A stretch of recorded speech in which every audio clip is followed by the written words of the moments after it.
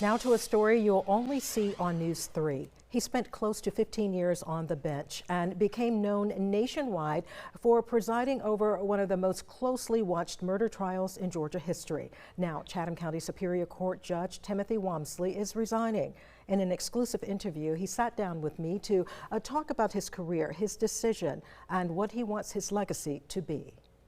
Nearly 15 years, Judge Timothy Walmsley has decided cases in the Chatham County courts system. Becoming a judge was not a career he chose for notoriety.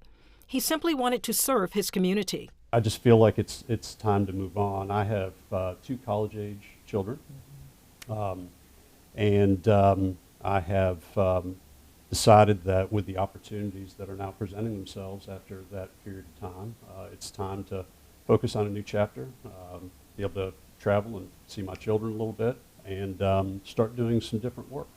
Walk me through the decision to write your resignation letter. Was this a decision that had been weighing on you for some time? The idea started hatching, it was about a year ago. And I've always thought that the moment you believe as a Superior Court judge that it's time to go, you really need to go. Judge Walmsley has built a stellar career for being a fair, even-tempered, and ethical.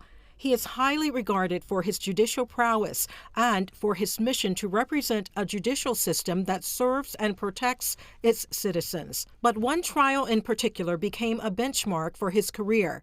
That was the case of Ahmaud Arbery. It was a very interesting transition into that case. I was aware of what was going on in Brunswick because there was a lot of national news media, but hadn't been following it beyond what had been presented maybe through CNN and some other places, and WSAB obviously.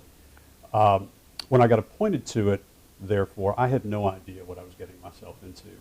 I had no idea what it would become, and it really did explode onto the national stage for very real and very important reasons. Well, during your remarks at sentencing, you called the defendant's actions callous and disturbing. What went into that moment as you prepared the message to the defendants? There was a lot of time that went into those remarks, and so most of those words were well thought out and prepared. And that's just, it's the way I felt about the case after hearing all of the evidence. Particularly sentencing, I think it's important for the public to understand where the court's coming from. As Walmsley reflects on his service as a jurist, he does so with the heart of gratitude.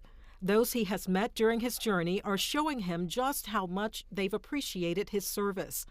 While in his office, we saw this art, commissioned by a woman whose case he heard, and painted by renowned artist Panhandle Slim. It is humbling that many people associate my words and my image with that case and the important issues that were brought up, but it's not about me. As Walmsley walks away from his career as a judge, he says he hopes the work he has done and will continue to do will speak volumes for how he will be remembered. But I do feel like, at least if I've left a legacy, it's one of fairness and I think also transparency. Governor Brian Kemp will now be tasked with appointing Walmsley's successor to serve out the remainder of his term. Judge Walmsley's last day on the bench is September 1st. He's going into private practice with the Robbins firm. He told me he plans to stay involved in the Savannah community even after he leaves the courthouse.